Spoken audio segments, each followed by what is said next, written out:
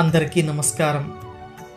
ఈరోజు వీడియోలో మనం శ్రీరామచంద్రమూర్తిగా శ్రీ మహావిష్ణువు భూమిపై ఎందుకు అవతారాన్ని స్వీకరించాల్సి వచ్చిందో తెలుసుకుందాం.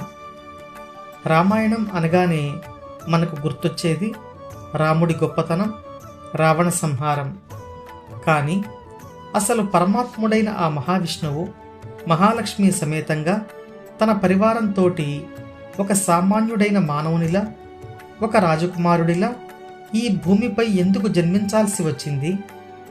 కేవలం రావణుని చంపడానికేనా, లేక ఆయన స్వయంగా ఎంచుకున్న మరికొన్ని లక్ష్యాలు కూడా ఉన్నాయా? శ్రీరాముని అవతారానికి లింక్ చేయబడిన మరిన్ని దైవరహస్యాలను ఈ భాగంలో మనం తెలుసుకోబోతున్నాం.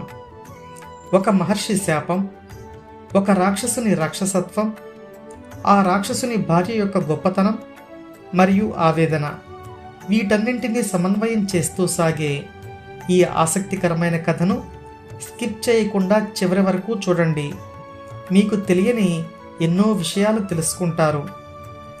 ఇప్పుడు మనందరికీ తెలిసిన జయ విజయుల శాపం మరియు రావణుడి పుట్టుక గురించి ప్రారంభించి మరిన్ని వివరాలు తర్వాత తెలుసుకుందాం. అసలు కథ ప్రారంభమైంది వైకుంఠంలోనే. విష్ణుమూర్తి ద్వారపాలకులైన జయ విజయులు మునుల శాపం వల్ల రాక్షసులుగా పుట్టాల్సి వస్తుంది. వీరు మొదటి జన్మలో హిరణ్యాక్ష, హిరణ్యకశిపులుగా పుట్టి విష్ణువు చేతిలో మరణించారు. తర్వాతి జన్మలో రావణ, కుంభకర్ణులుగా పుట్టారు. వీరికి ముక్తిని ప్రసాదించి తిరిగి వైకుంఠానికి చేర్చాలంటే ఆ మహావిష్ణువే దిగిరావాలి. ఇక్కడే మరొక ముఖ్యమైన విషయానికి లింక్ ఉంది. ప్రజాపతి అయిన కశ్యపుడు తన భార్య అయిన అదితితో కలిసి మహావిష్ణువును గూర్చి ఒక ఘోరమైన తపస్సు చేశారు. ఆ తపస్సుకు మెచ్చిన మహావిష్ణువు వారు తమకు పుత్రుడిగా జన్మించాలని కోరుకున్నారు.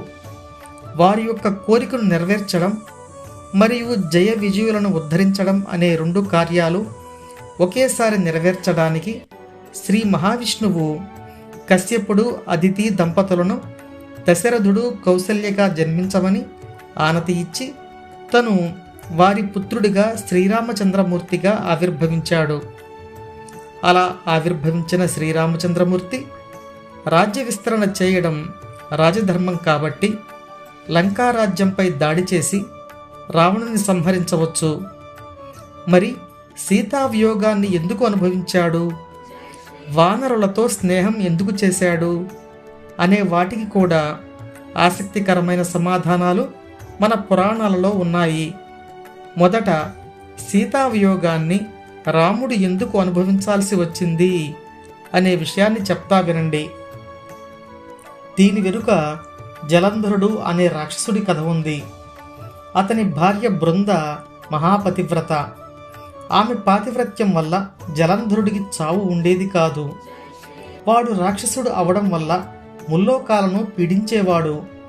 దాంతో ముల్లోకాలను రక్షించడానికి లోకరక్షకుడైన మహావిష్ణువు మాయాస్వరూపంలో బృంద యొక్క ప్రాతివ్రత్యాన్ని భంగం చేస్తాడు. ఆ తర్వాత నిజం తెలుసుకున్న ఆ పతివ్రత, నీవు కూడా మనిషిగా పుట్టి భార్యావియోగాన్ని అనుభవించు అని శాపం ఇస్తుంది.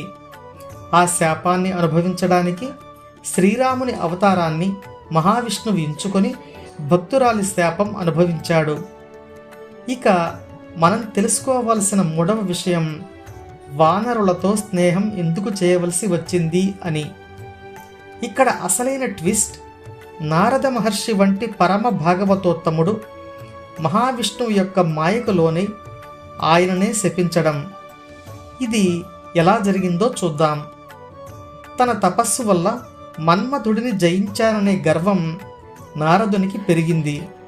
ఈ అహంకారాన్ని తగ్గించడానికి విష్ణువు ఒక మాయానగరాన్ని సృష్టించి విశ్వమోహిని అనే ఒక రాకుమారి ప్రేమలో పడేటట్టు నారదుని చేస్తాడు.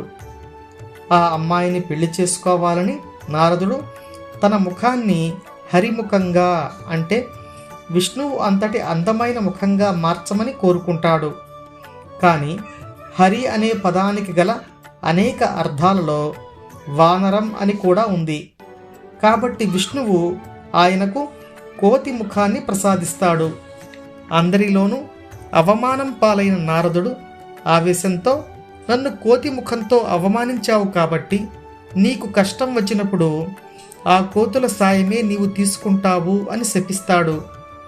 ఆ శాపాన్ని శ్రీరామచంద్రుని రూపంలో రామ రావణ యుద్ధ సమయంలో శ్రీహరి వానరుల సాయం తీసుకొని ఆ శాపాన్ని అనుభవిస్తాడు. విన్నారుగా, పరమశివుడు పార్వతీదేవికి వివరించిన ఈ కథల ప్రకారం రామావతారం అనేది కేవలం ఒక యుద్ధం కోసం కాదు. ఇది అనేక వరాలు, శాపాలు మరియు ప్రకృతి ధర్మాల కలయిక. భగవంతుడు అహంకారాన్ని సహించడు అని నారదుని కథ చెబితే, ధర్మం కోసం కఠిన నిర్ణయాలు తప్పవని జలంధ్రుడి కథ చెబుతుంది. మరి ఈ కథ విన్న మీకు ఏం అనిపించిందో కామెంట్ చేయండి. ఇలాంటి మరిన్ని ఇంట్రెస్టింగ్ పురాణ రహస్యాల కోసం మన ఛానల్ని సబ్స్క్రైబ్ చేసుకోండి. జై శ్రీరామ్.